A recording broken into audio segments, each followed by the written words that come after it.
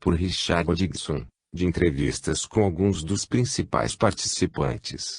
Vou me referir a este sumário em minha narrativa do caso.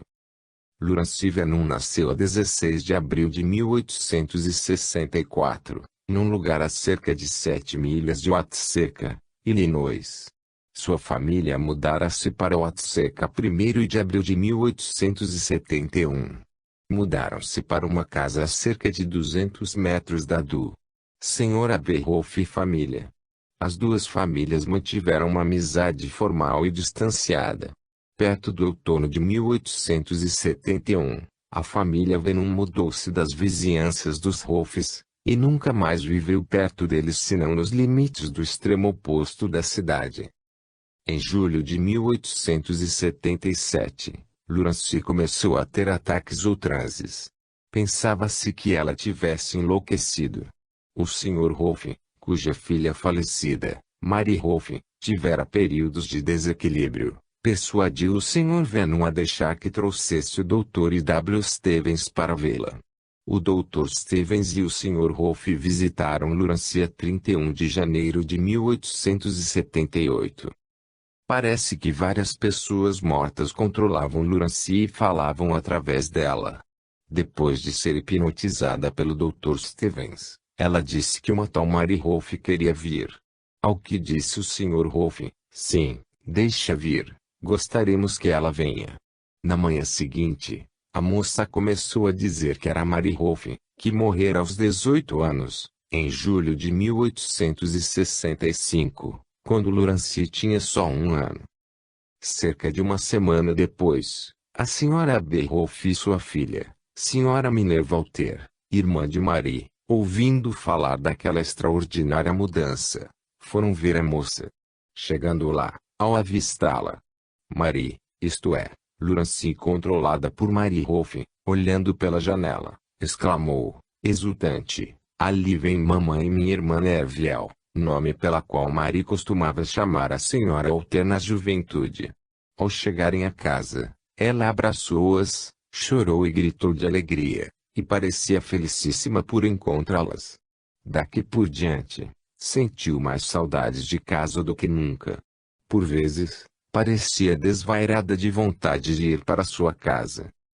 No dia 11 de fevereiro de 1878, enviaram a moça à casa do Sr. Rolfe, onde ela foi encontrar o pai e a mãe, e cada membro da família, com as maiores expressões de amor e afeição.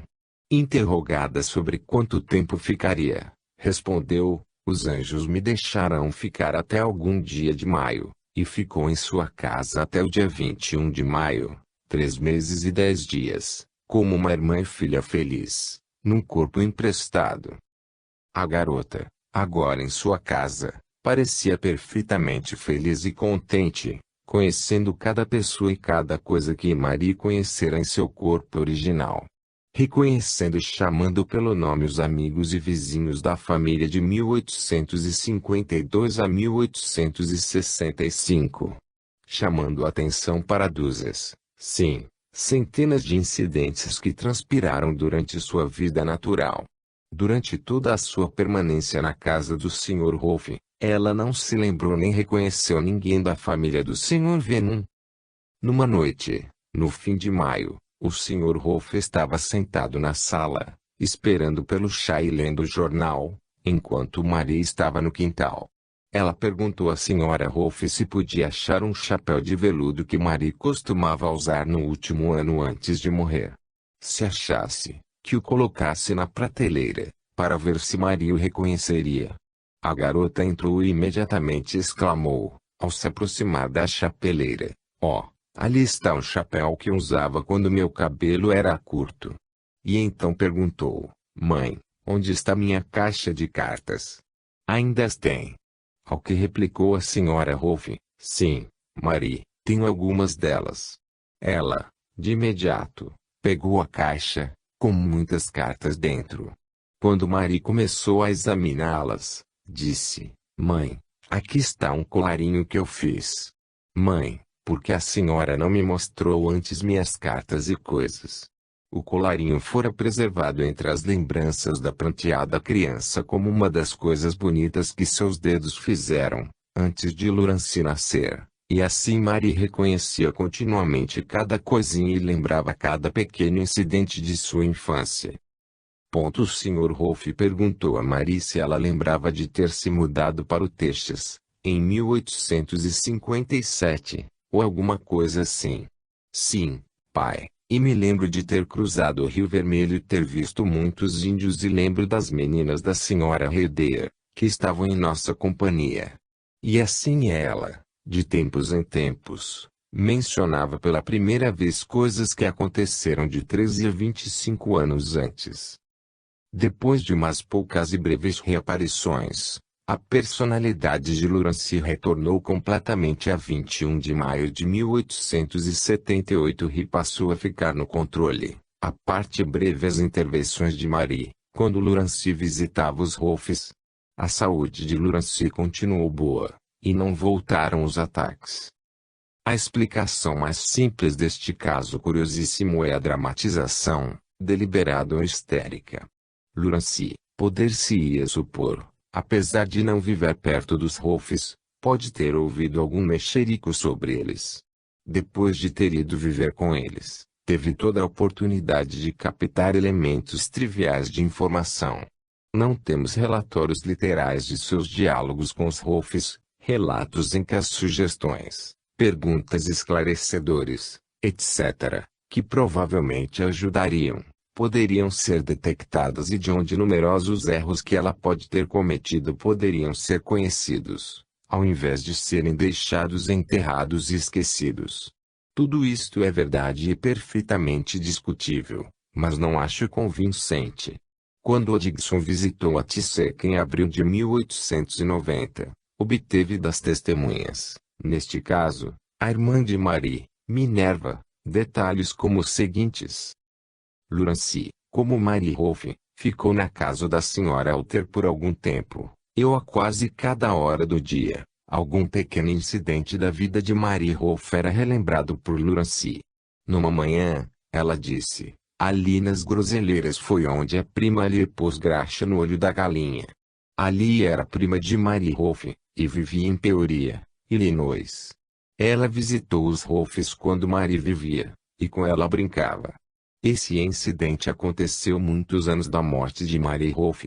A senhora Aleter lembrava-se bem dele, e lembrou que levaram a galinha para dentro da casa, para tratá-la. Esse não parece ser o tipo de fato que seria esclarecido por uma pergunta indireta, ou captada num mexerico casual, e seriam precisos muitos erros esquecidos para contrabalançá-lo. Se o caso não foi de dramatização, como podemos encará-lo, ainda discutindo o ponto de vista da imortalidade? Teria sido um caso de influência inusitada, basicamente como em outros casos de mediunidade ou obsessão, ou um verdadeiro caso de possessão. É bem diferente da maioria dos casos de mediunidade, quanto ao tempo que o controle aparentemente durou, a abrangência do controle sobre todos os aspectos das funções físicas e mentais, e na manifestação contínua do que aparentemente era uma personalidade completa e reconhecida. Mas há indicações, transes iniciais, e controle por outras pessoas falecidas, de que Lurancy era basicamente um tipo mediúnico. Talvez tivesse tendências a uma personalidade dupla, se é que isso é coisa diferente do que estamos falando. Uma combinação dessas duas ideias poderia bastar para explicar o caso, sem recorrer a ulteriores hipóteses de possessão. É claro que se nos voltarmos para a hipótese da superpes, as usuais dificuldades aparecem, a extensão da pes envolvida e a rapidez com que se supõe que funcione, junto com o tempo que devia ter sido continuamente sustentado, e a motivação para a charada.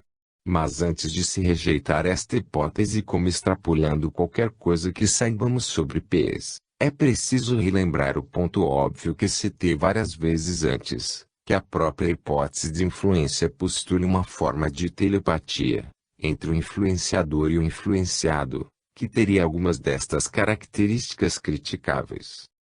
Algumas pessoas se veriam tentadas a dizer que o caso de Lurancívia não aconteceu há muito tempo, talvez nem sequer tenha acontecido, ou, de qualquer forma, é como se nem tivesse acontecido.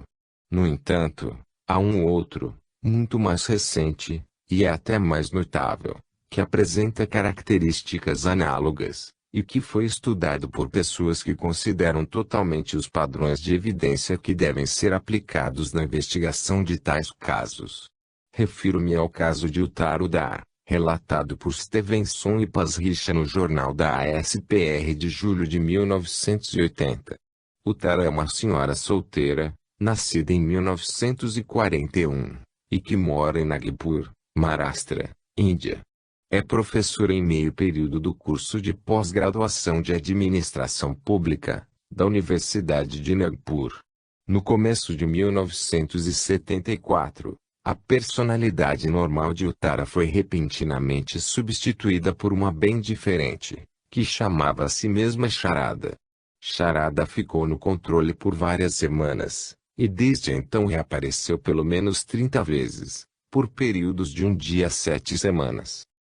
Charada parecia ignorar não só a família de Uttara e seu ambiente, mas todas as características da vida moderna depois da Revolução Industrial. Ela se vestia, agia e falava como uma mulher casada bengali, e passava a maior parte de seu tempo em exercícios religiosos. Alegava ser filha de um certo Brajanath Chattopadhyaya, deu muitos nomes e outros detalhes de seus parentes e mostrou conhecimento de muitas aldeias e templos obscuros em Bengala. Uttara afirma, e seus parentes confirmam, que ela nunca visitou Bengala. A maioria dos lugares mencionados por Charada estão no que hoje é Bengala Ocidental, a 800 quilômetros de Nagpur. Uma cidade chamada Bansberia, norte de Calcutá, aparecia com destaque nas declarações de Charada.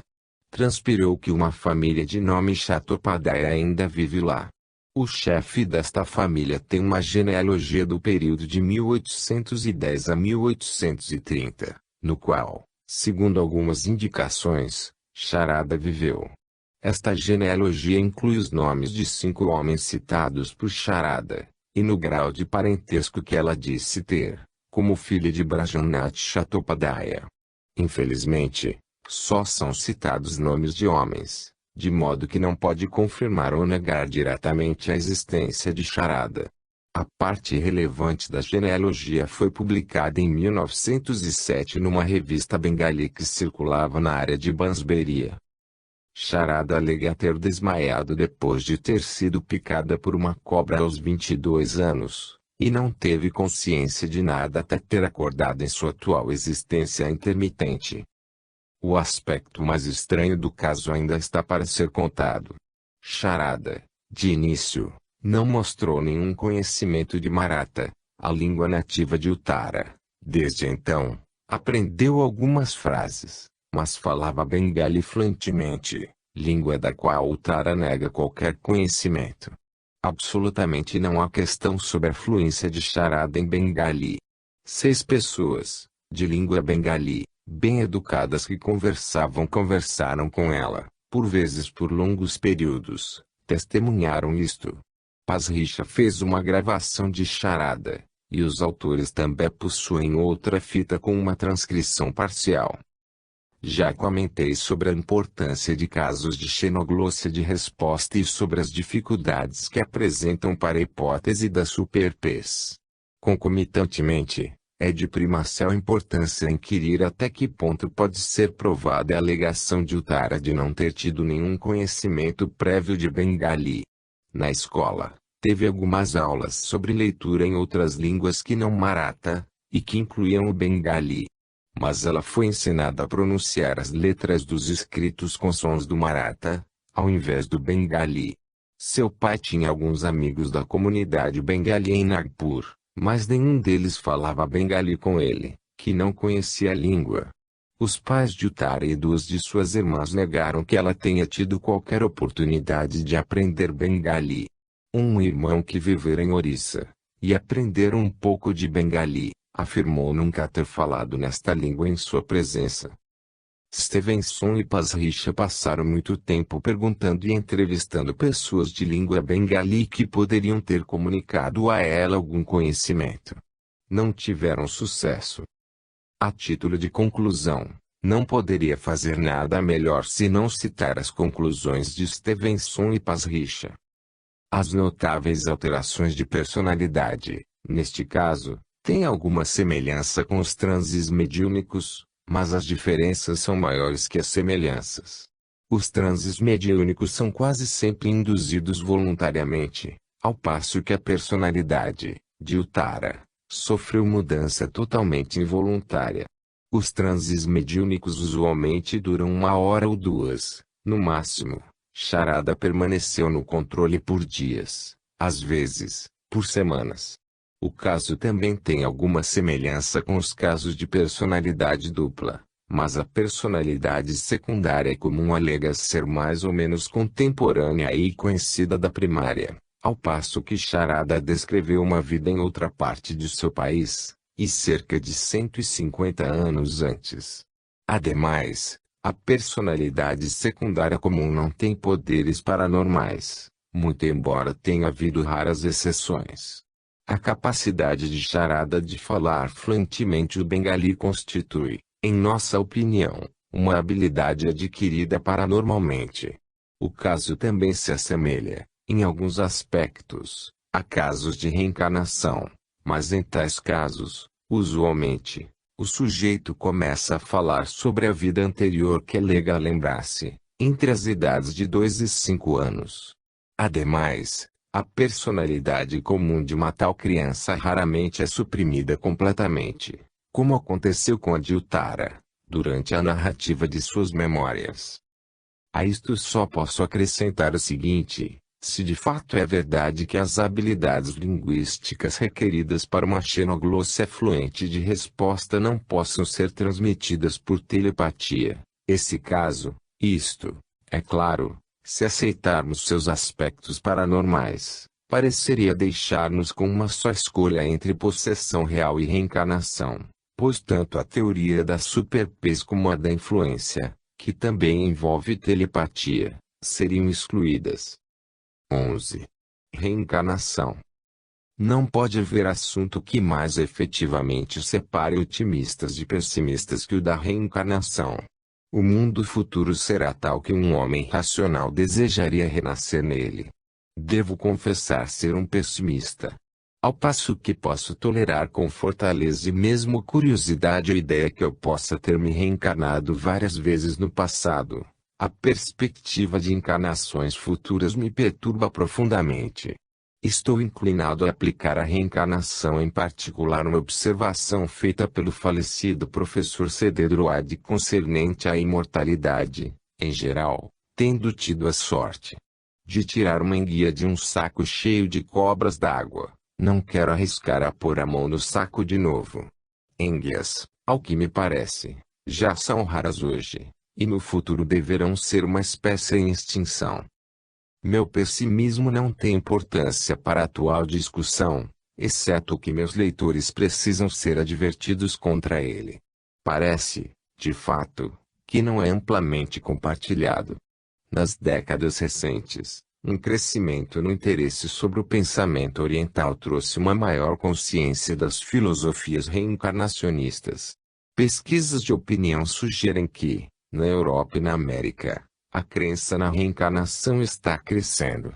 Uma pesquisa Gallup publicada no Daily Telegraph de 20 de abril de 1981 descobriu que a percentagem de britânicos que confessam crença na reencarnação cresceu de 18% para 28% desde 1969.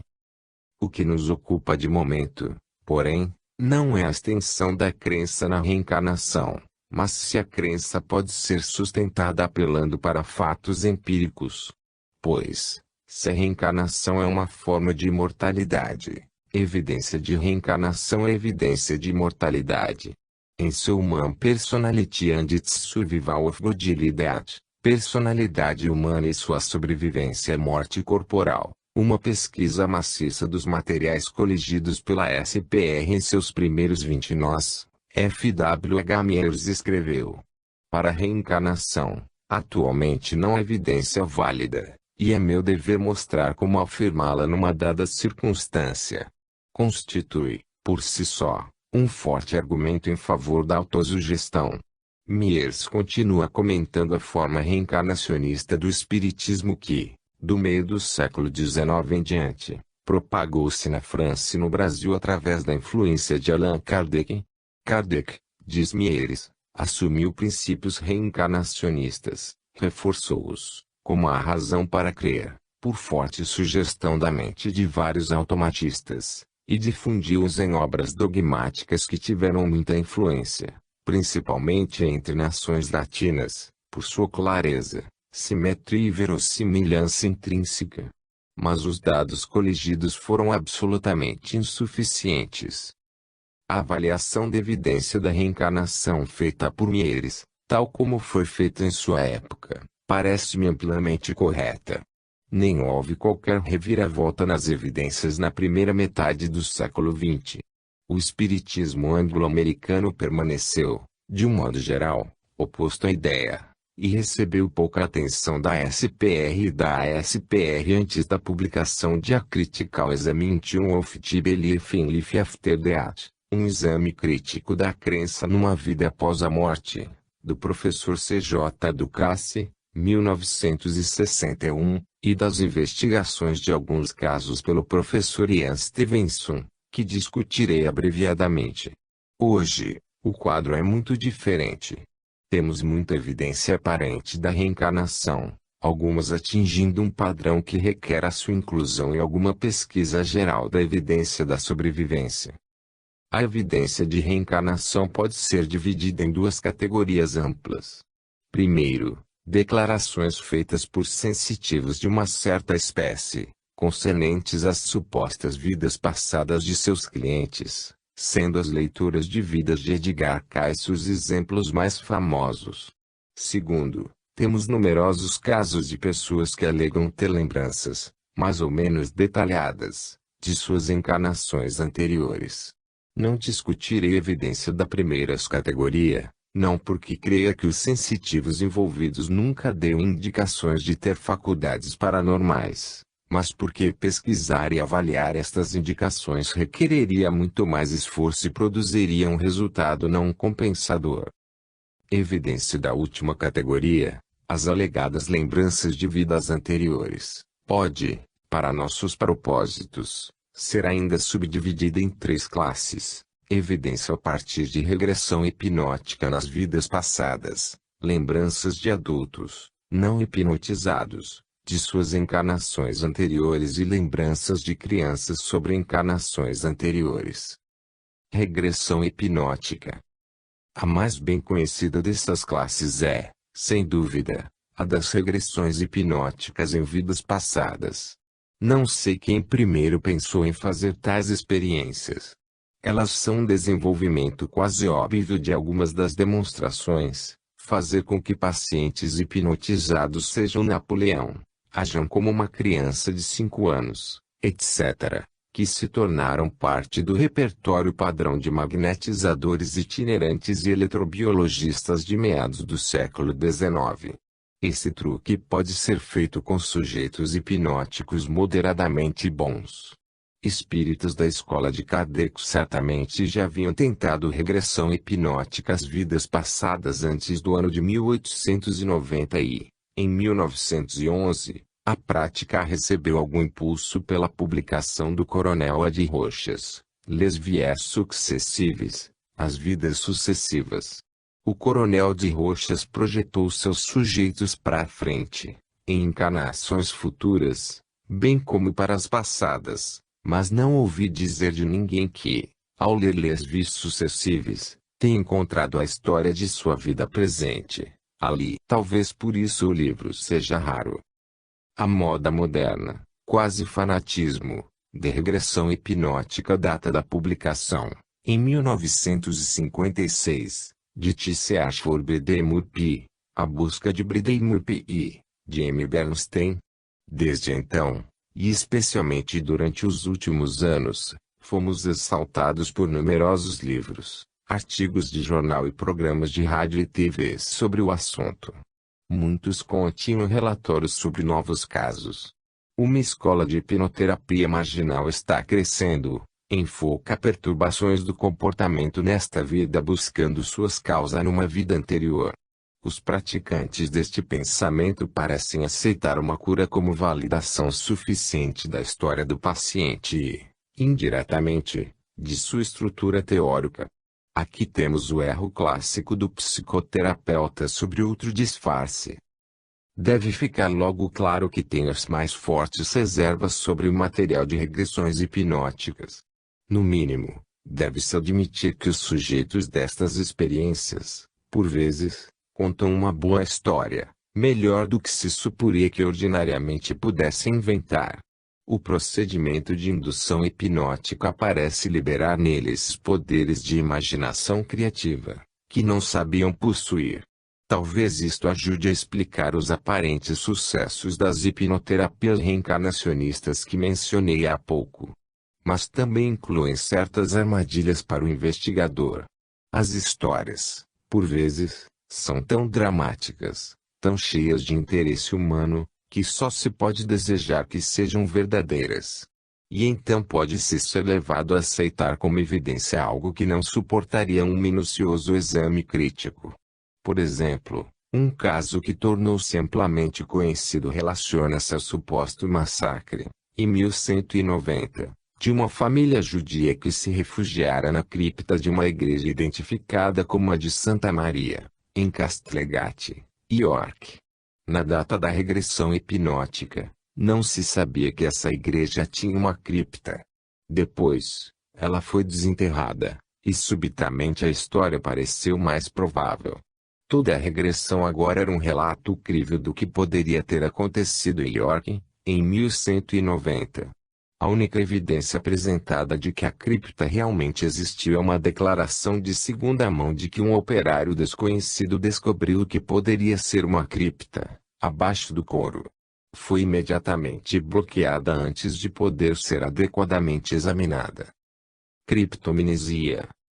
No entanto, a criação de uma história comovente sobre uma vida anterior, fictícia ou não, requer alguma quantidade de informação histórica acurada ou, de qualquer modo, convincente. Em alguns casos, muitos fatos históricos intrincados foram incorporados à história por um sujeito em regressão hipnótica. De onde vêm estes fatos? A explicação mais popular não reencarnacionista envolve a criptomnesia. Essa teoria propõe que em nossa mente estão enterradas todas as espécies de lembranças não ordinariamente acessíveis à consciência desperta. Dentre elas, lembranças que o sujeito não recorda da fonte onde as adquiriu e as considera dele mesmo. Podem ser lembranças de livro de história da escola, de filmes históricos, peças e programas de TV, novelas históricas e histórias seriadas em revistas femininas.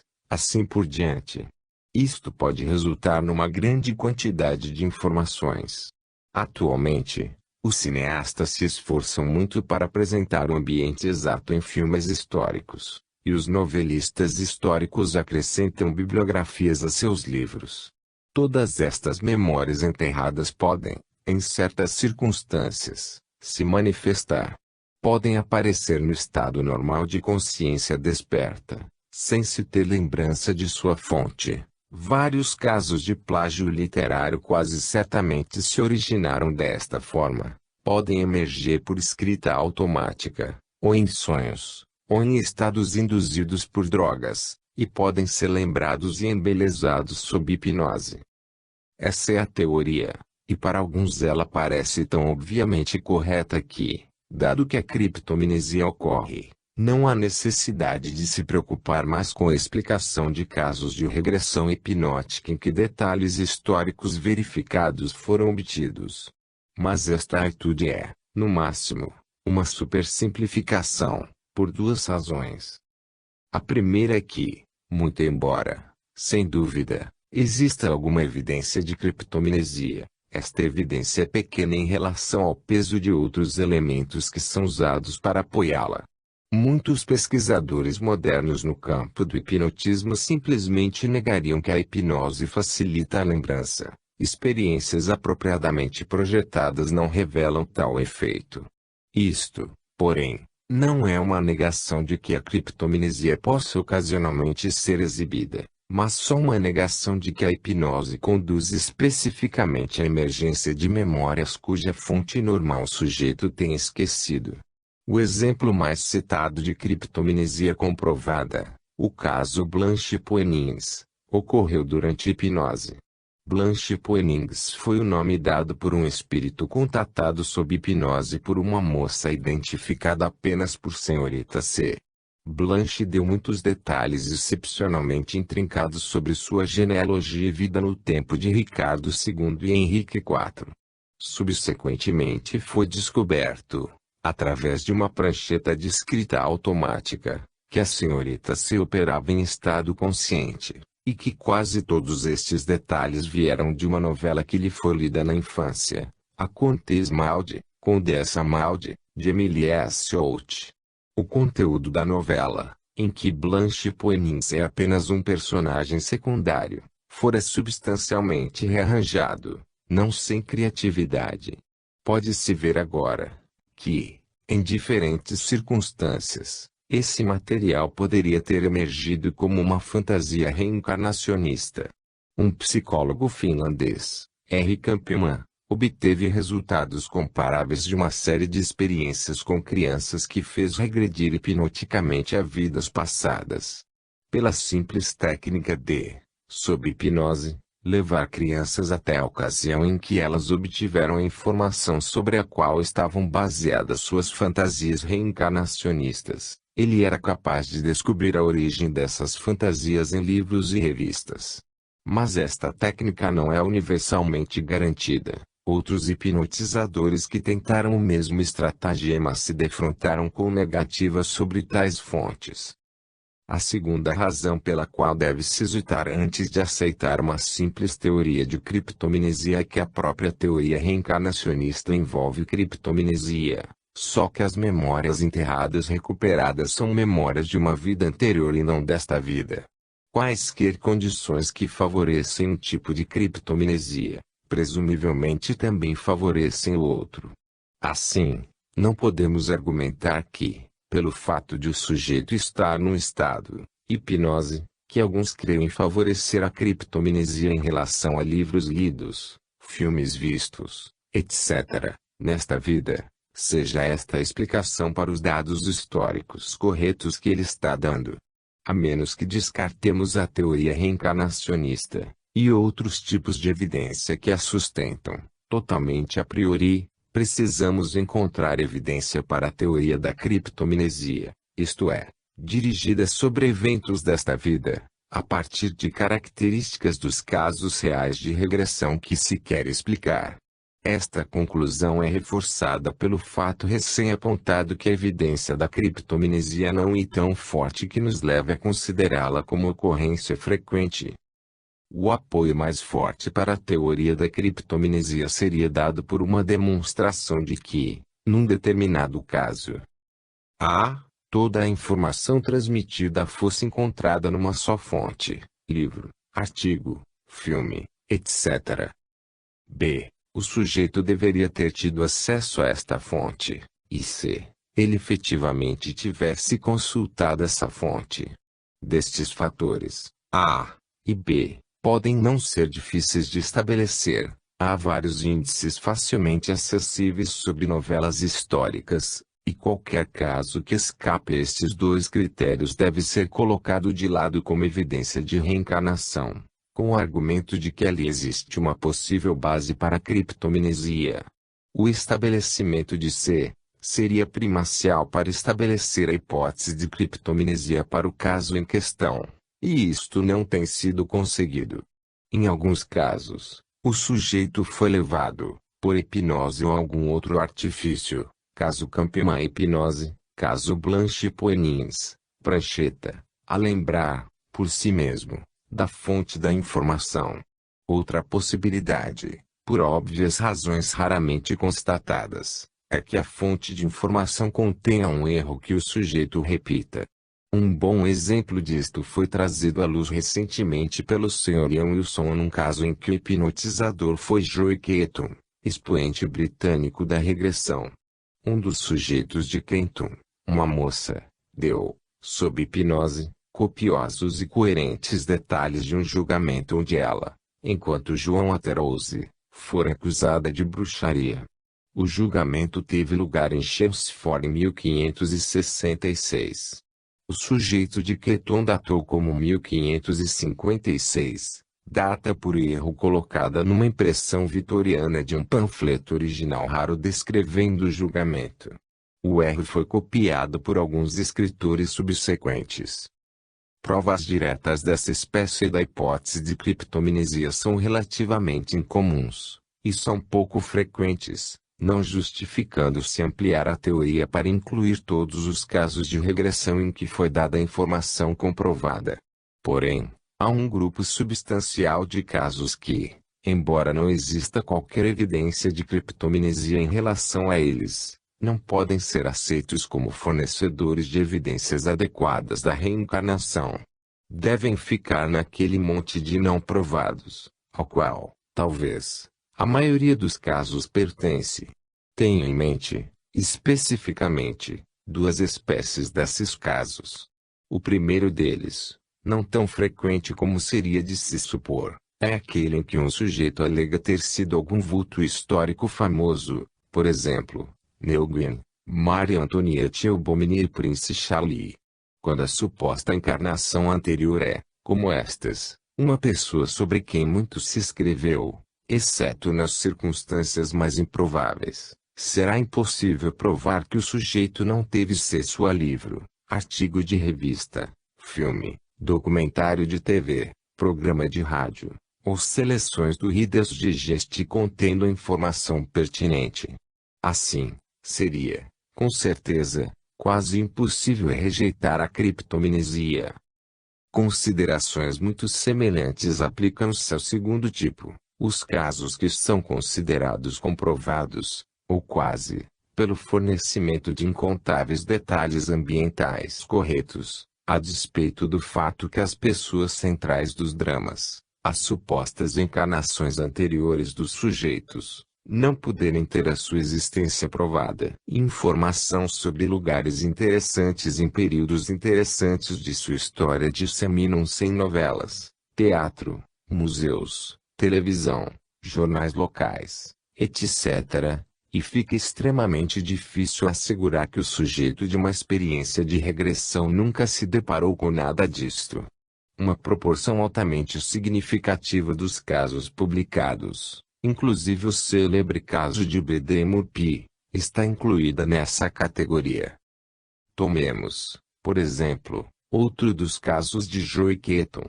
A fascinante história contada sob hipnose por Anne Dowling, dona de casa da classe operária, com 47 anos, de Whitton, Liverpool, sobre sua encarnação anterior, no período de 1830 a 1850, como Sarah Williams, mendiga sem lar de Everton, Liverpool. Sarah Williams mostrou algum conhecimento da geografia da Liverpool do século XIX. Referiu-se sem erro à visita de Genilin a Liverpool em 1850. Deu nome de uma drogaria na Brion Street. Referiu-se à conferência do príncipe Alberto com um juiz em Liverpool, em 1846. Interrogada sobre o nome do navio de Alberto e Vitória, ela respondeu Tifaire, que era o nome não do iate real, mas da lancha em que o casal real fazia suas inspeções. Mencionou uma demonstração de luz elétrica feita em Liverpool em 1852, e referiu-se a Kitty Wilkinson, reformadora social da época, que advogou o estabelecimento de albergues para os pobres. Todos esses detalhes históricos verdadeiros foram fornecidos no contexto de uma narrativa vívida de uma personalidade das dificuldades da pobreza numa cidade do século XIX. Mas de Sarah mesmo não se achou nenhum vestígio, não obstante o fato de sua morte, ocorrida talvez por volta de 1850, dever-se ter sido anotada no registro de óbitos. Uma certidão de óbito é um obscuro parágrafo de jornal registrando seu assassinato. De logo teria diminuído em muito a hipótese de criptomnesia. Muitos dos fatos relatados poderiam muito bem ter sido encontrados em livros de história regional, livros e artigos, novelas, programas de TV, com os quais uma moradora daquela cidade, como a senhora Dowling, poderia deparar-se facilmente. Detectar todas as fontes possíveis e compará-las com as afirmações feitas por Sarah Williams seria impraticável, talvez impossível. O caso deve ser relegado à categoria dos não provados, tanto do ponto de vista da reencarnação quanto da criptomnesia. Quanto à força dramática da personalidade de Sarah Williams, uma das personalidades mais convincentes e dramaticamente efetivas a emergir nas experiências de regressão, sem dúvida foi totalmente fictícia. Este é pelo menos um fato de grande interesse psicológico, e que merece ulterior estudo. Quando todos os sacrifícios necessários foram feitos à teoria da criptomnesia, restam, porém, um ou dois casos que ela não consegue engolir. Estes casos, na sua maioria, têm uma ou todas as seguintes características. A. A existência da personalidade anterior foi confirmada. B. A personalidade era obscura, com pouca possibilidade de ter sido mencionada em novelas, filmes, etc. C. A história é sustentada por detalhes comprovados de ambientação, do tipo que estivemos considerando. D. Não parece haver nenhuma fonte isolada de onde toda a informação pertinente possa ter vindo. Um caso que à primeira vista satisfaz estes requisitos é descrito em Psycho Life of Susan Garnier, A Segunda Vida de Susan Garnier, de Jesse Arne. Joanne McVeigh, garota que vivia em Orillia, Ontário, foi regredida hipnoticamente por seu pai num número de supostas vidas anteriores. Uma destas era uma certa Susan Garnier, nascida cerca de 1835, em St. Vincent, Ontário, cerca de 150 quilômetros do local onde os McVeighs viviam. Em 1849, disse Susan, ela casou-se com Thomas Merrow, lavrador, e viveu com ele na cidade de Massey, em Ontário. Thomas foi morto num acidente em 1863, mas Susan viveu até 1903. Susan Garnier nasceu antes da introdução do registro de nascimentos, e não se descobriu o registro de sua morte. No entanto, ela deu minuciosos dados geográficos sobre o distrito onde vivia, e alguns detalhes obscuros mas corretos da vida daqueles tempos. Ela deu o nome de várias pessoas em Massey, cuja existência foi confirmada, a partir do registro público. E um ancião, o Sr. Arthur Eagles, lembrava-se de Susan Merrow, de sua família e de alguns de seus vizinhos, e sabia da morte de seu marido. O problema com este caso é que a segunda vida de Susan Garnier foi escrito como uma novela, e de modo algum fica claro que oportunidades o sujeito teve para aprender fatos por meios normais. Só poderíamos dizer de tais casos que, se houvesse mais deles, e se fossem melhor registrados e investigados do que geralmente o são, eles nos forneceriam a rejeitar a hipótese da criptomnesia como totalmente inadequada. Se nos forçassem a aceitar uma teoria reencarnacionista, em vez de alguma versão de hipótese da superpes, é outra questão. Minha própria estimativa é que outros casos satisfazendo estes critérios viriam à luz, mas seriam um resíduo sólido tão pequeno de uma enxurrada de um palavreado divertido, mas inconclusivo, que seria desaconselhável desperdiçar uma existência em sua apreciação. Lembranças não hipnóticas. Chegamos à minha segunda classe de suposta evidência de reencarnação por presumíveis lembranças de vidas passadas, isto é, pretensas recordações de adultos, não hipnotizados, de suas supostas encarnações anteriores. Esta classe inclui uma grande variedade de experiências espontâneas, de simples parónias, sensações de que já se esteve aqui antes, até, em casos raros, a emergência de conjuntos complexos de memórias relativas a uma suposta experiência passada num período e lugar bem definido. Só os casos no extremo da escala nos ocupariam aqui. Mas não desejo me alongar muito sobre eles. As memórias do Sr. I.W. Real, de sua vida no século XVII em Somerset, colocadas numa novela têm a curiosa característica, cuja frequência já comentei, de que muitos dos pormenores de ambiente estão certos, ao passo que todos os personagens centrais parecem ser fictícios.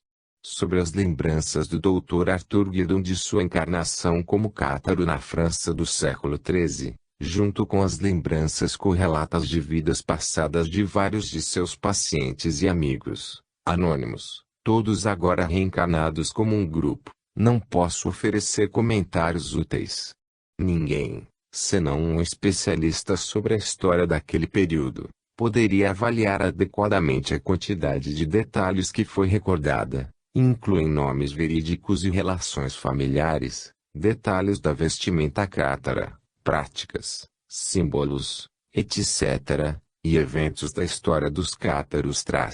Mas tal avaliação só seria proveitosa se baseada mais nos registros originais do Dr. Guidon do que na história tal como ele a conta em seus livros, onde parece mais preocupado em compartilhar suas convicções com pessoas que anteriormente concordavam com ele, do que em atingir, por declarações assinadas e cuidadosa documentação, descrença dos menos romanticamente inclinados.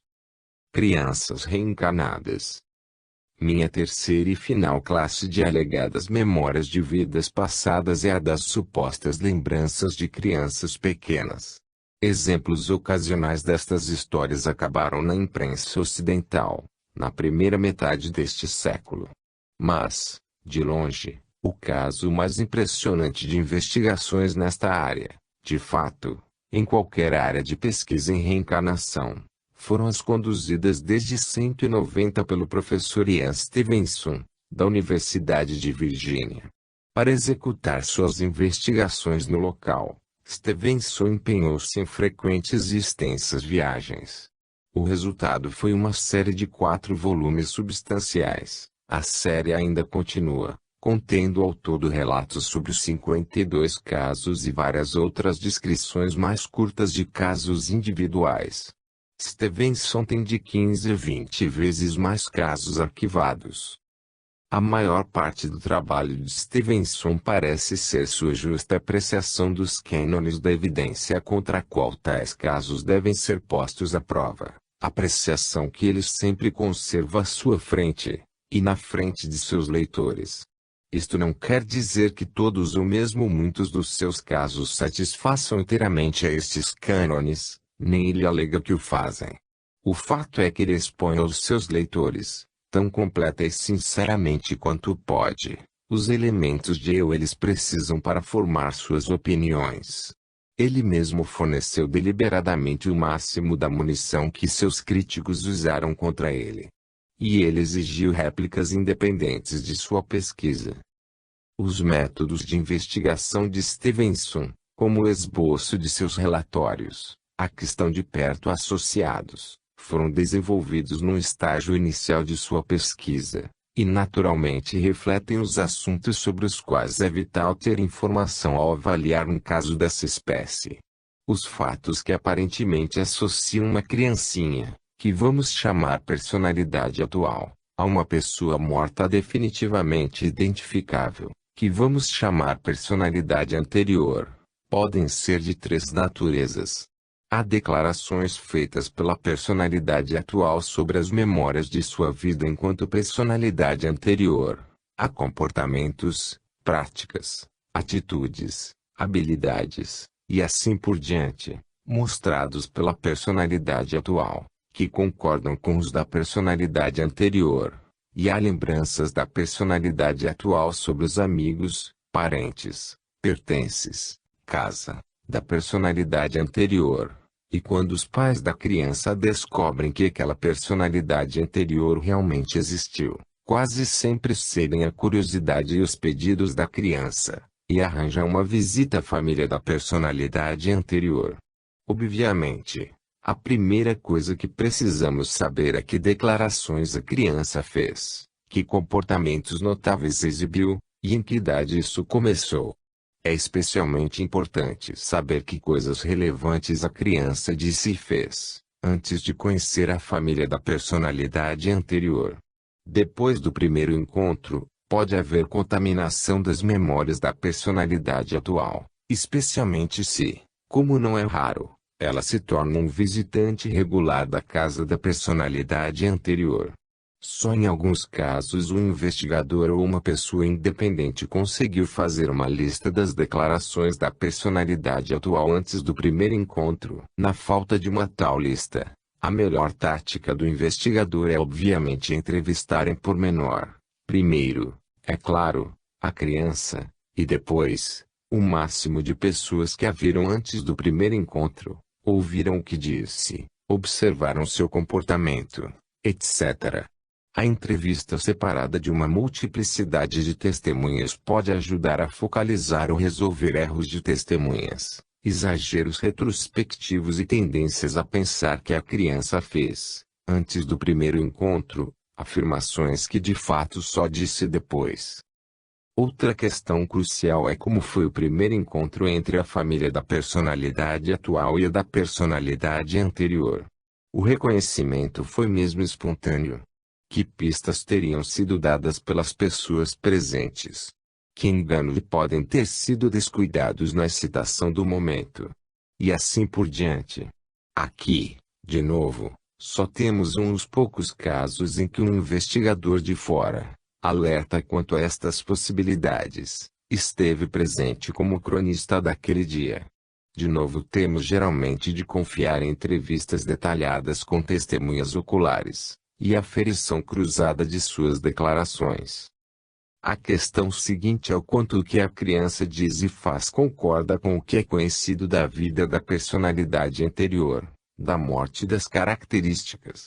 Para determinar isso é obviamente necessário entrevistar, o máximo possível, membros da família da personalidade anterior, visitar sua casa em cercanias, consultar registros públicos e arquivos de jornais, etc.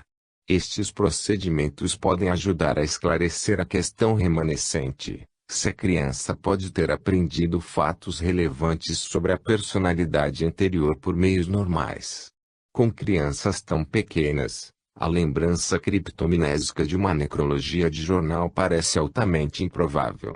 A possibilidade de que a criança tenha captado informação ouvindo a conversa dos adultos precisa ser exaustivamente explorada.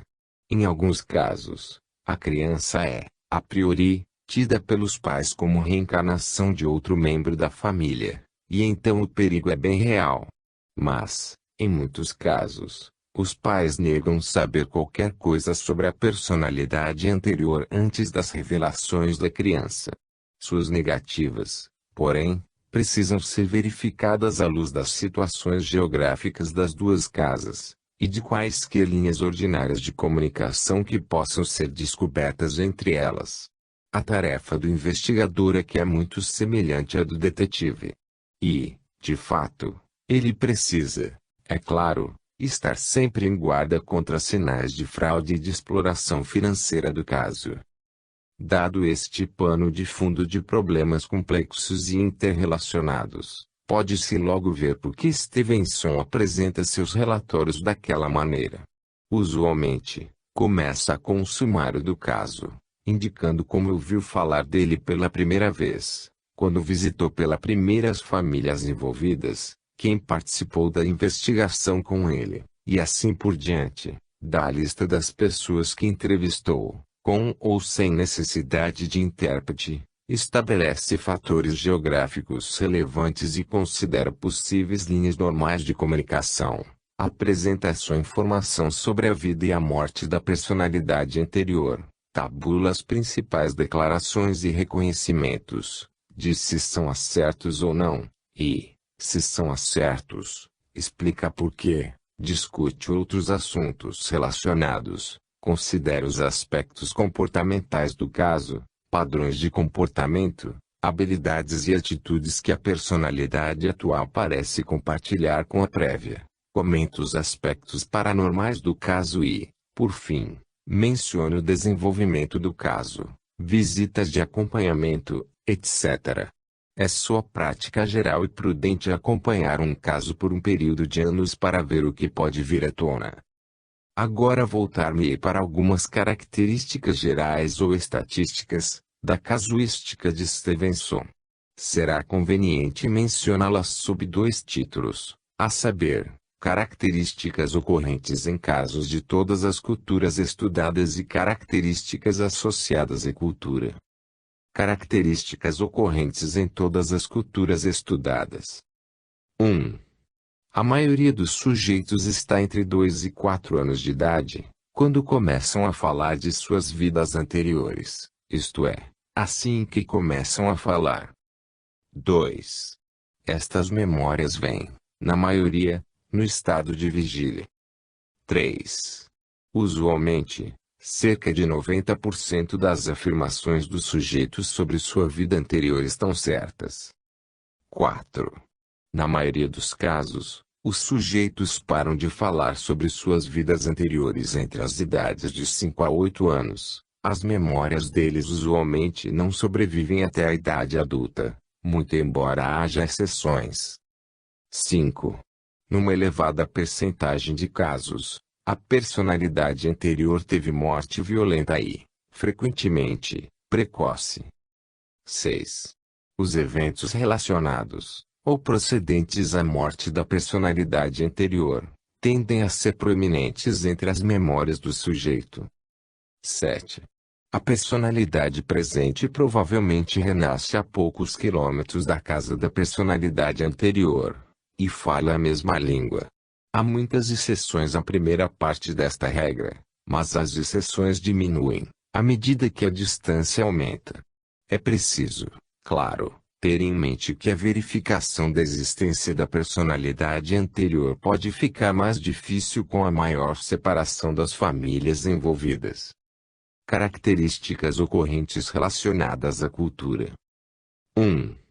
Os casos relatados são mais comuns nas regiões onde existe uma ampla crença na reencarnação, por exemplo, Índia e Sri Lanka, Sudeste Asiático, ou entre os Drusos e os Alevis da Ásia Ocidental, e entre os Tlingits do Alasca. Isto, é claro, poderia ser explicado de diversas maneiras. 2. Muito embora em todas as culturas haja uma alta incidência de mortes violentas entre as personalidades anteriores, mais alta que a média do país em questão, a proporção varia de 38% em Sri Lanka para mais de 78% entre casos drusos da Síria e Líbano. 3. Vidas anteriores, como membros do sexo oposto, são muito mais frequentemente alegadas em algumas culturas que em outras. Não constam entre os Tlingites, Drusos e Alevis, ocorrem em 13% dos casos da Tailândia, 28% dos casos birmaneses, e até 50% dos casos entre os Kutin do noroeste do Canadá. Tais casos ocorrem mais frequentemente em culturas que acreditam nesta possibilidade, e mais raramente em culturas em que tal mudança é tida como impossível. 4. Casos de reencarnação dentro da mesma família são muito comuns na Birmania e entre os Tlingits e Esquimós, e raros em outras culturas. 5. O aparente intervalo entre a morte da personalidade anterior e o nascimento da atual varia bastante de cultura para cultura, sendo as variações de novo associadas a crenças culturalmente determinadas sobre o assunto. O intervalo médio entre os Aidas do Alasca e da Colômbia Britânica é de 4 meses, entre os Drusos, de 6 meses, entre os Alevis, de 9 meses, em Sri Lanka e Índia, 18 meses, e entre os Tlingites, de 48 meses. Parece haver, mais uma vez, um elo, não muito claro, com as crenças culturalmente definidas sobre o assunto. Em um ou dois casos a personalidade anterior não morreu senão após o nascimento da personalidade atual. O mais notável desses casos ocorreu na Índia, com um menino chamado Jasbir. Na idade de 3 anos e meio, Jasbir ficou tão doente com varíola que pensou-se que morrera. Porém, gradualmente, reviveu e alegou ser Sobarrão, um rapaz recentemente falecido em uma aldeia a 20 milhas de distância. O caso tem algumas afinidades com o de Lawrence Venom,